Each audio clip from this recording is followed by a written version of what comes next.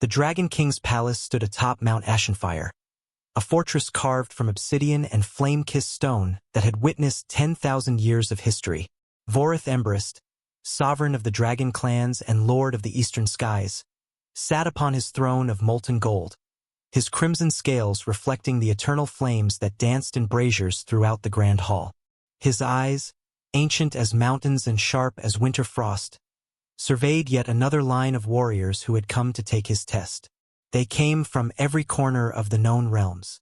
Elven swordmasters with blades that sang through air, dwarven berserkers whose axes had split mountains, Orcish warlords bearing scars from 100 battles. Even other dragons, young and ambitious, seeking to prove themselves worthy of standing beside the legendary Emberrest. All came with the same purpose: to pass the Dragon King's test and earn the right to join his elite guard, a position of honor that nations would wage wars to claim. But none had succeeded in 3 centuries. The test itself remained a mystery. Some warriors never even made it past the throne room doors. Others lasted mere seconds before Vorith dismissed them with a wave of his massive claw. A few had engaged in combat, their weapons clanging uselessly against scales harder than any earthly metal before being gently but firmly escorted out by the palace guards. What exactly Vorith sought, none could say. The Dragon King never explained his rejections. He simply looked, assessed, and found every candidate wanting.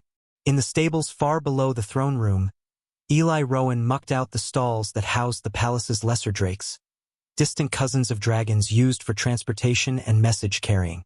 The 17-year-old human boy had arrived at the palace 6 months ago, one of the few of his kind allowed within dragon territory. Humans were considered amusing, perhaps by dragon standards, short-lived, fragile, and utterly unremarkable in their lack of natural weapons, magic, or physical prowess.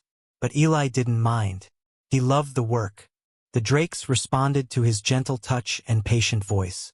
He had learned their individual personalities, their preferences, their moods. The stable master, an elderly drake keeper named Shah, often remarked that the boy had a gift. On this particular morning, Eli was brushing down Ember, a temperamental red drake who had bitten 3 handlers before him, when he heard the commotion from above. Another rejection, no doubt. He had witnessed dozens during his tenure. Warriors would storm out, faces red with humiliation, while others would plead for another chance. The Dragon King never wavered. Ridiculous, isn't it? Eli murmured to Ember, who snorted in apparent agreement. All these mighty warriors, and not one knows what he's looking for. What Eli didn't know was that Vorith could hear him. The Dragon King's senses were legendary. He could detect a whisper from a mile away if he chose. And lately, he had found himself listening to the stable boys' one-sided conversations with growing interest. That afternoon, after dismissing yet another candidate, a celebrated human knight whose arrogance preceded him by several feet, Vorith made an unprecedented decision. He descended to the stables himself. Eli was singing. The boy had a pleasant voice, nothing spectacular, but he sang an old human folk song about a farmer who befriended a wild horse.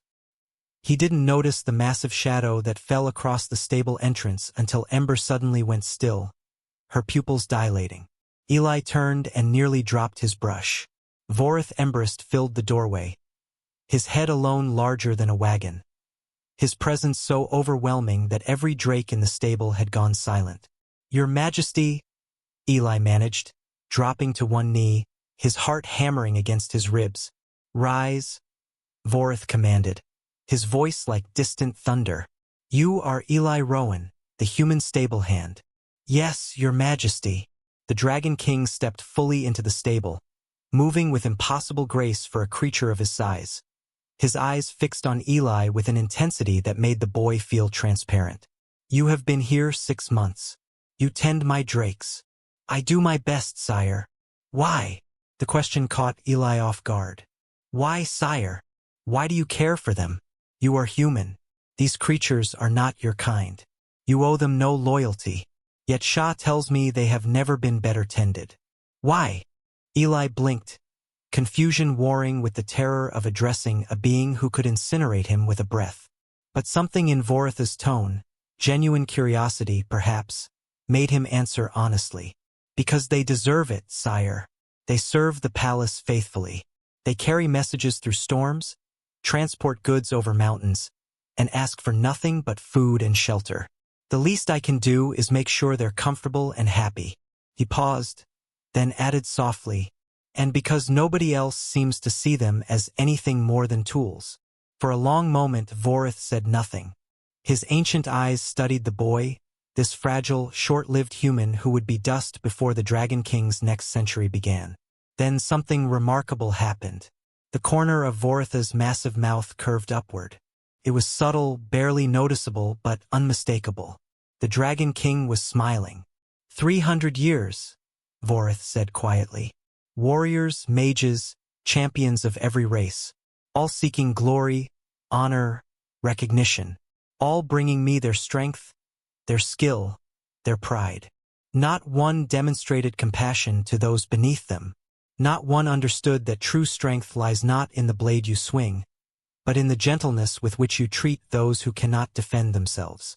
Eli's mouth opened, but no words came out. You pass my test, Eli Rowan. Not for my elite guard.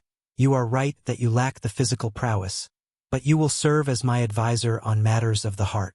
For I have learned that dragons, for all our power, have forgotten what it means to care for the small things. You will teach us to remember. The Dragon King straightened, his smile growing wider. Besides, it has been 3 centuries since anything made me smile.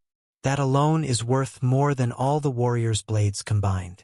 As Vorith turned to leave, Eli finally found his voice. Your Majesty, why did you need someone to make you smile again? The dragon paused at the doorway, looking back with eyes that held ancient sadness and newfound hope. Because, young Eli, a king who cannot smile has forgotten why his kingdom is worth protecting. You reminded me, and that is the greatest service any warrior could provide.